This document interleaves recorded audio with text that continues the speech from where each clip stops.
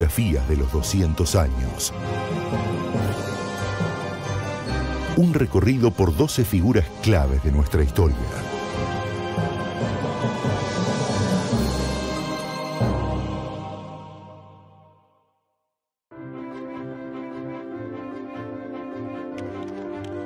El sueño de un país desarrollado, gracias a la industria, tuvo en Arturo Frondizi un impulsor infatigable.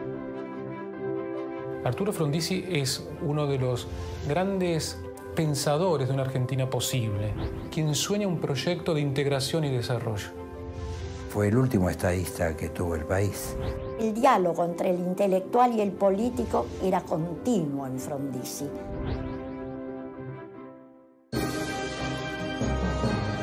Arturo Frondizi, el hombre del desarrollo.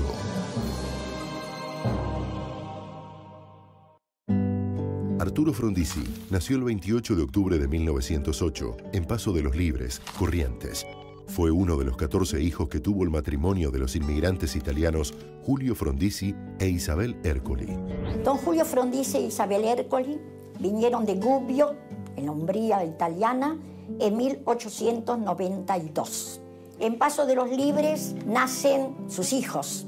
Frondizi es el anteúltimo de 14 hijos. De esa familia de los hermanos Frondizi, Silvio, Arturo y Ricieri, tuvieron un impacto enorme en la historia argentina de la segunda mitad del siglo XX. La familia Frondizi se mudó a poco de nacer Arturo. Estuvo en Paso de los Libres Frondizi hasta los 3 años. Se trasladó la familia luego a Concepción del Uruguay porque estudiaban los hermanos mayores. Posteriormente, de Concepción del Uruguay, la madre vino un año a Buenos Aires. Frondizi tenía que ingresar a 4º grado. El único colegio donde encontró un banco estaba en Coronel Díaz y Avenida Las Heras. Era un colegio de niñas.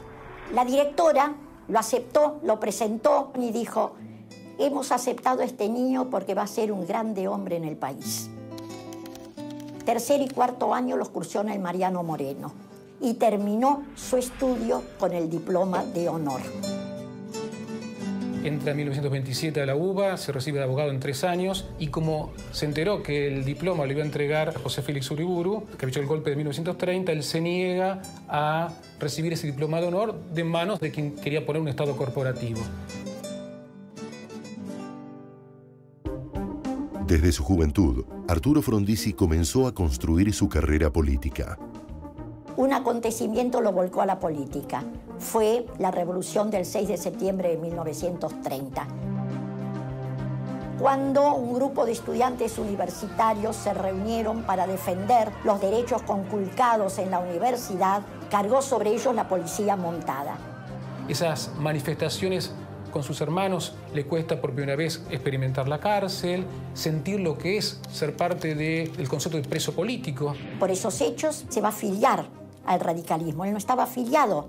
Esos 20 días que estuvo en Villa Devoto también son muy interesantes porque se contactan con su historia de amor.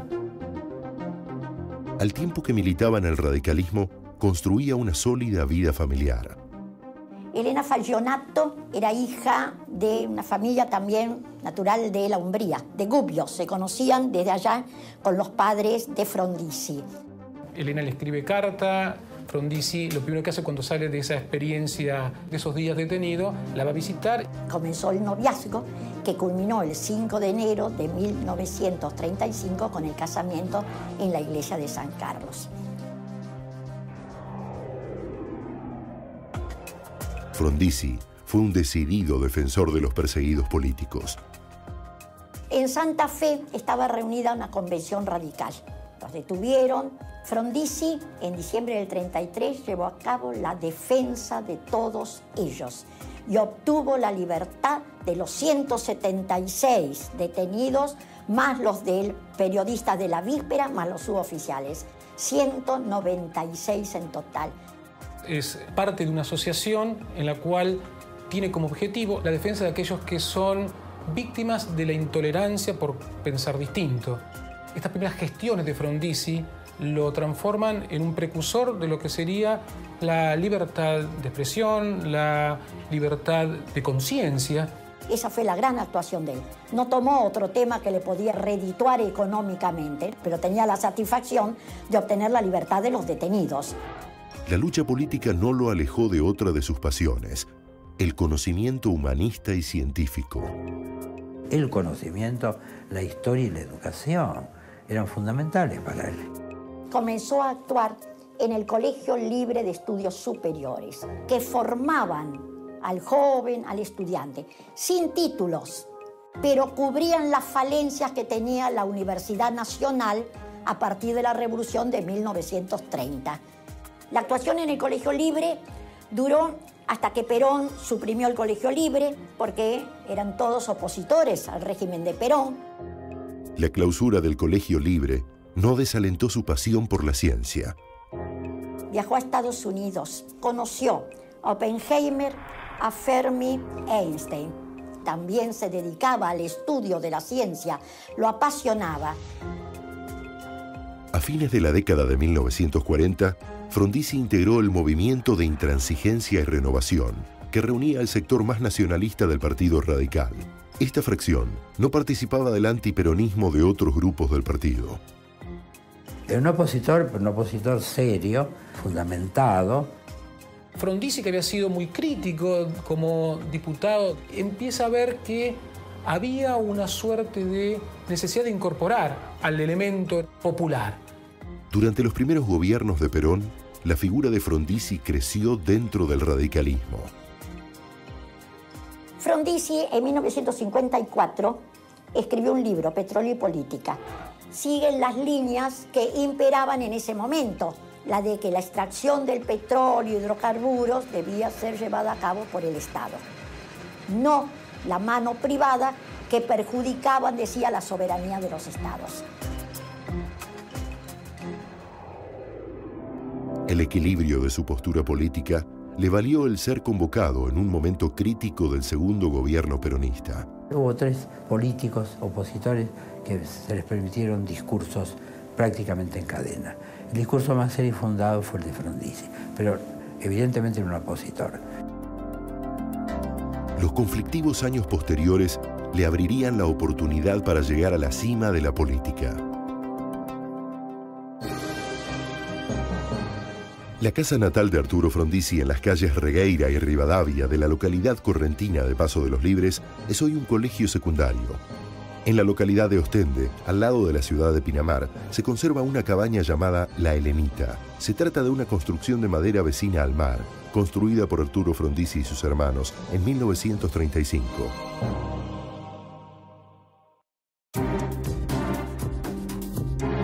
Al igual que otros partidos políticos, el radicalismo acompañó el golpe militar de 1955.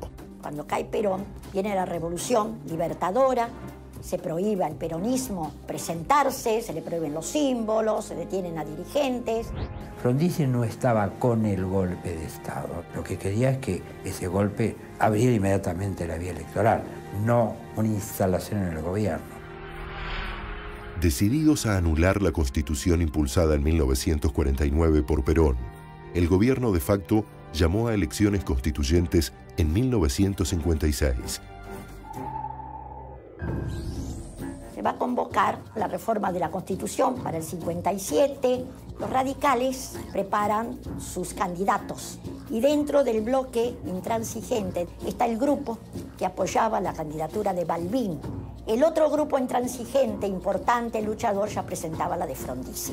Frondizi ya era una figura conocida en todo el ámbito nacional. Los dos quieren ir a las elecciones como Unión Cívica Radical. La justicia no lo permite. Balbín es Unión Cívica Radical del Pueblo. Frondizi queda con Unión Cívica Radical intransigente. En ese contexto, Perón había mandado a votar en blanco y en esa convención constituyente se da un hecho inédito y muy fuerte, que es gana el voto en blanco. En segundo lugar sale la Unión Cívica Radical del Pueblo, Balbín, y en un tercer lugar la Unión Cívica Radical de Intransigente. La competencia entre los seguidores de Balbín y Frondizi volvió a manifestarse en la convención radical que debía elegir un candidato para las elecciones presidenciales de 1958. El grupo unionista ya se había retirado de la convención, se retira el bloque de Balbín y quedan únicamente los 136 delegados de Frondizi que votan la candidatura de Frondizi Alejandro Gómez. A partir de ese momento, ya la división del partido está señalada. Al radicalismo no lo mueve el rencor, el odio ni el deseo de revancha. No viene a expresar agravios ni a exhibir culpabilidades, sino a exponer las grandes ideas en torno de las cuales será posible el reencuentro de los argentinos. La ruptura de Frondizi con el radicalismo tiene que ver con la posibilidad o no de incorporar el peronismo a un proyecto nacional. Era imposible pensar el desarrollo integral de la Argentina dejando de lado no solamente muchas de las banderas que el peronismo había levantado, que Frondizi compartía, sino también a cientos de miles de personas que había votado por Perón o por la ilusión que Perón le había propuesto a la gente o por las realidades que Perón le había gestado a la gente. Al tiempo que establece una estrecha relación con Rogelio Frigerio, Frondizi se alejó definitivamente del radicalismo liderado por Ricardo Balbín. Motivo de esa ruptura, el acercamiento que Frondizi y Frigerio, ya como tándem ideológico, habían hecho de los sectores más importantes del peronismo. Perón elector ha sido desde el exterior, desde Caracas, de Qué pasó en 7 días, que era la revista que dirigía Rogelio Frigerio. De ahí estaba todo este programa desarrollista, estaba ya en la revista Que. Evidentemente hubo un entendimiento muy grande entre las políticas, lo que proponía Frondizi y Frigerio y lo que quería Perón en ese momento. Frigerio dijo, nosotros venimos a completar el tercer plan quinquenal que Perón no pudo lograr. Había logrado el apoyo de muchos peronistas que veían en Frondizi una salida posible para el futuro. Perón también vio esa situación y llegaron a un acuerdo no escrito. Los interlocutores no eran directamente Frondizi y Perón, sino Frigerio y Prieto, Ramón Prieto y Perón. Perón prestaba su caudal de votos a Frondizi. Frondizi, una vez llegado a la presidencia, daba una amnistía general, cosa que hizo, restituía a los peronistas en sectores claves, movimiento obrero, CGT, ley de asociaciones profesionales, le daba personería jurídica a los sindicatos, permitía la reincorporación del peronismo en la vida política y básicamente tendría que terminar con la proscripción. El peronismo necesitaba de Frondizi, porque la estrategia voto blanquista sostenida en el largo plazo iba a generar una diáspora, una separación, una ruptura de la unidad del movimiento. Al tiempo que estableció una estrecha relación con Rogelio Frigerio, Frondizi se alejó definitivamente del radicalismo liderado por Ricardo Balbín. Estudió plenamente la situación nacional y afirmó que solamente podían avanzar constituyendo un gran movimiento nacional. Así surgen las bases de lo que se llamó el desarrollismo. El desarrollismo es una teoría que nace en el contexto de la inmediata posguerra. No basta con una industrialización, no basta solamente con la incorporación de capital. El desarrollismo es una visión inclusiva. Necesariamente tenía que incorporar a todos los sectores y ninguno podía estar ausente del desarrollo. Frondizi decía que él era nacional puro, sin aditamentos. Nacionalismo de fines, sustituir en el largo plazo la inversión multinacional, lograr un desarrollo sostenido de la industria nacional. No nacionalismo de medios. Si en el corto plazo, debido a la insuficiencia de ahorro interno, hay que recurrir al capital extranjero, eso no es estar en contra de un proyecto futuro a largo plazo del desarrollo.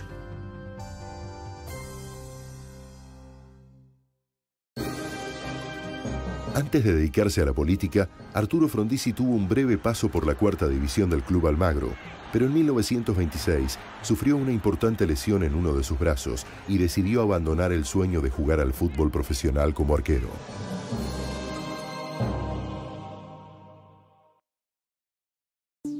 En su discurso de Asunción, Frondizi dio las claves de sus aspiraciones de entonces. Tenemos que aplicar toda nuestra fuerza y toda nuestra inteligencia para levantar a este país, para lanzarlo hacia adelante. Habrá que construir puentes, diques, caminos, oleoductos, usinas y fábricas sobre toda la República. Y la bandera de la patria flameará sobre todos los mares como una mensajera del progreso. El gobierno de Arturo Frondizi se basó en la pacificación y el desarrollo como premisas fundamentales.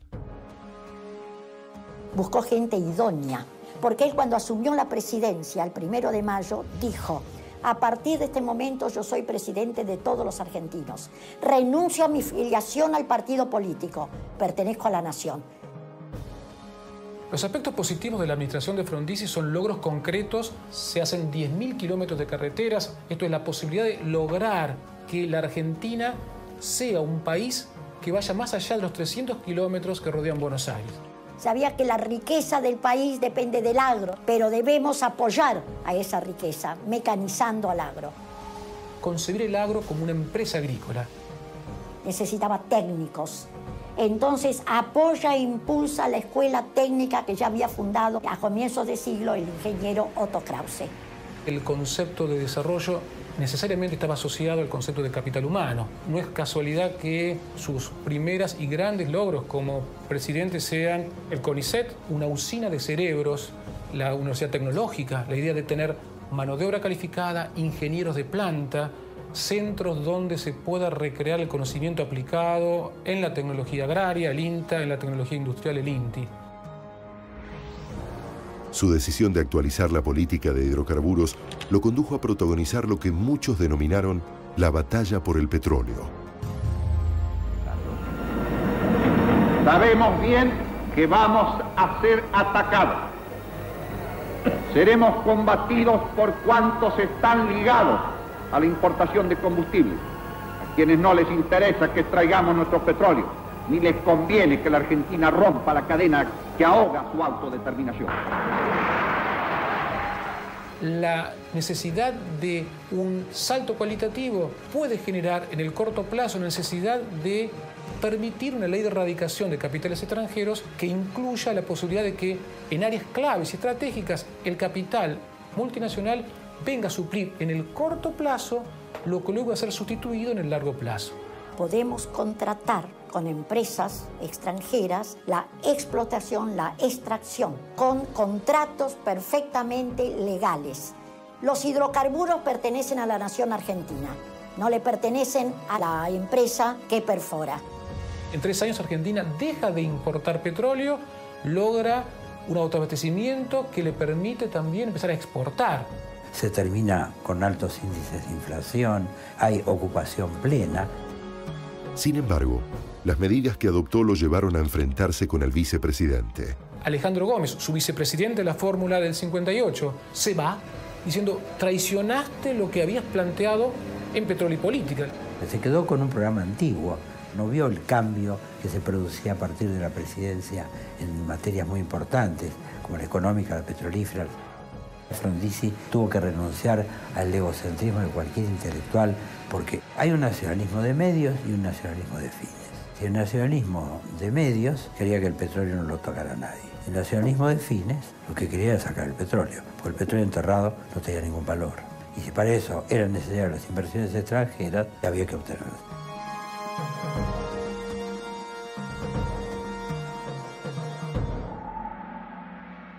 Su política exterior se caracterizó por el equilibrio en el contexto de la Guerra Fría.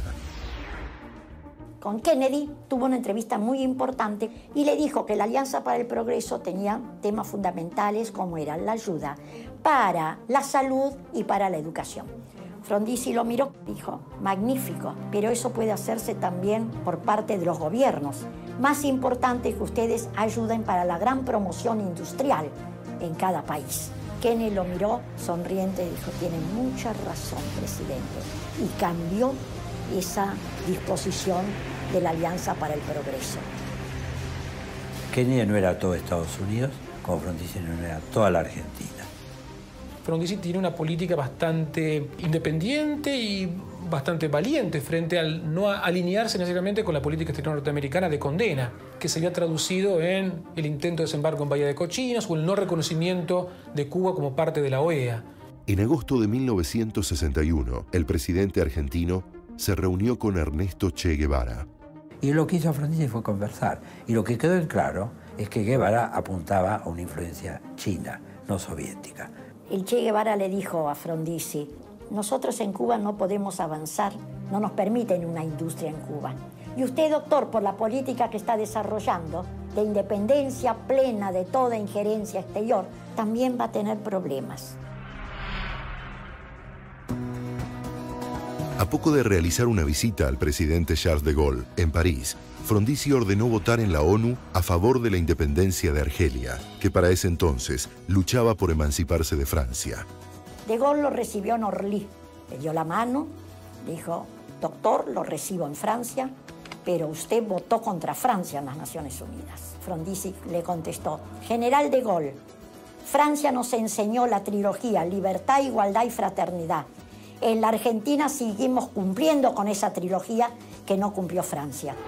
Frondizi viajó a Alemania, Adenauer lo recibió y le dijo: antes que usted llegara, me habló el presidente de Gaulle desde Francia y me dijo: aproveche al presidente Frondizi. Lo mismo en Italia con De Gasperi, lo mismo en Holanda, lo mismo en Inglaterra, en España y en Japón. Por primera vez el emperador salía del palacio. La inestabilidad política puso en jaque a su gobierno. El terrorismo era un lenguaje que empieza a aparecer fuertemente por la Revolución Cubana. Puede haber focos revolucionarios tratando de imitar el proceso de La Habana. Legitima el Plan Corrientes, conmoción interior del Estado, por algunos ataques reales que hubo en una petrolera en Mendoza, por atentados a algunos sectores del ejército. El Plan Corrientes también se manifiesta en el contexto de la presión de las Fuerzas Armadas para imponerle a un ministro, que es Álvaro Alzogaray, que propone un plan de estabilización que enfría el desarrollo, que busca hacer un fuerte shock antiinflacionario, que implica reducir la dotación de empleados públicos, el pago en bonos de los sueldos de los empleados públicos, reducir o paralizar algunas obras públicas.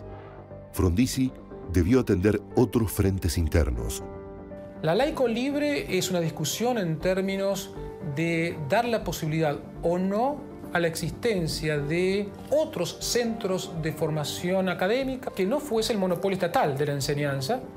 El funcionamiento de universidades privadas que podrían otorgar diplomas y títulos no habilitantes. La habilitación la debía dar el Estado. Pensaban que laica libre era el apoderamiento de la Iglesia de toda la enseñanza. La Iglesia tenía mucha injerencia en la enseñanza primaria y media, no en la universitaria.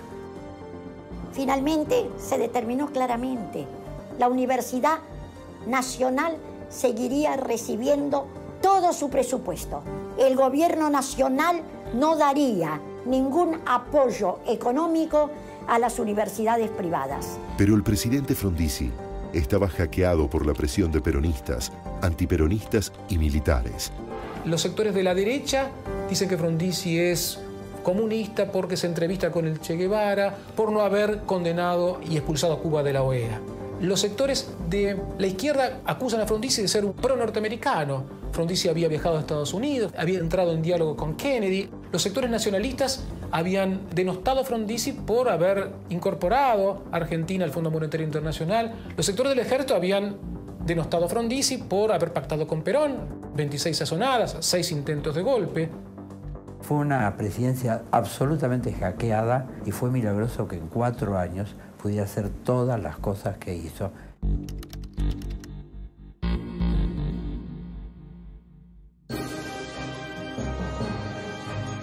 La banda y el bastón presidencial de Arturo Frondizi fueron donados por el expresidente al Museo de la Casa Rosada.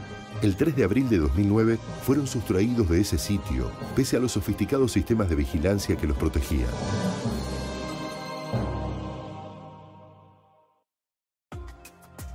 Pese a las presiones, Frondizi intentó terminar con la proscripción del peronismo. Frondizi, que se anima a romper esa parte del acuerdo que no había cumplido, que era seguir con la proscripción, y permite la participación de sectores netamente peronistas en las elecciones para renovar gobernadores. el Partido Peronista se presentó como Unión Popular. De las 14 provincias donde se renovó gobernador, en 10 ganaron los peronistas. Las Fuerzas Armadas dieron un ultimátum al gobierno para que anulara las elecciones. Ya el golpe empieza a crecer de una manera desembosada. Y los comandantes militares decidieron el derrocamiento de Frondizi. Hackeado por las presiones militares, escribió: "No renunciaré, no me suicidaré y no me iré del país". Los militares dieron entonces un golpe de Estado el 29 de marzo de 1962. Lo llevan preso a Martín García. Lo debían tratar muy bien en su condición de expresidente, lo mismo a la familia, darle alojamiento, brindarle todo lo que pidiera. No podía alejarse de la isla. Cada visita que tenía le hacía llevar un libro, hacía el resumen del libro, hacía la ficha. La inestabilidad política de la Argentina dejaba poco lugar para la personalidad tolerante de Arturo Frondizi. Liberado Frondizi, se estableció en la casa de la calle Beruti. Esa casa fue abierta a todos aquellos que quisieran acercarse para pedir su consejo. Va a fundar el MID, el Movimiento de Integración y Desarrollo. Siguen predicando un proyecto de desarrollo bajo esta idea. La Argentina es un país que tiene todo para hacer algo distinto, que tiene la posibilidad de hacerlo, pero hay que ponerlo en acto.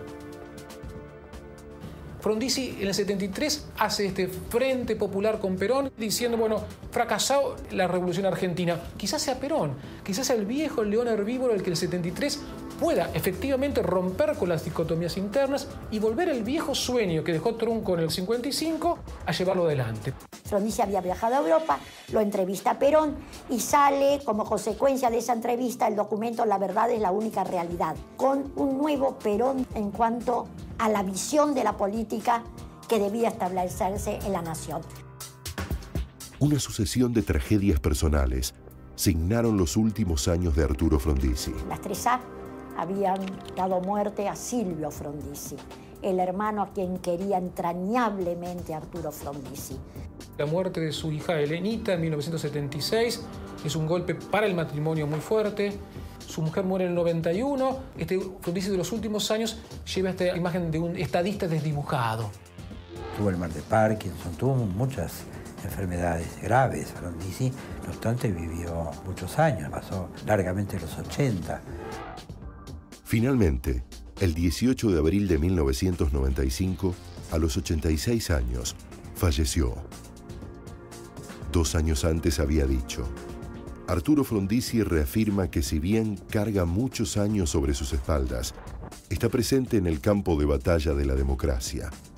Mi alma se sentiría muy triste si comprobara que los argentinos piensan que estoy esperando en la comodidad del descanso, que no compromete al juicio de la historia o ser destinado al bronce. El legado de Frondizi tiene que ver con lograr un desarrollo económico y la precondición es la integración. Esto es, no hay un desarrollo sostenido si no hay, de una vez por todas, una conciliación, una capacidad de diálogo entre los distintos sectores. Una política al servicio total de los intereses nacionales. Y en ese epitafio, fue un ser humano, amó la patria, usted encuentra el otro principio de humildad. Arturo Frondizi personifica a aquellos dirigentes que supieron conjugar las ideas de desarrollo nacional con la tolerancia y búsqueda permanente de grandes consensos.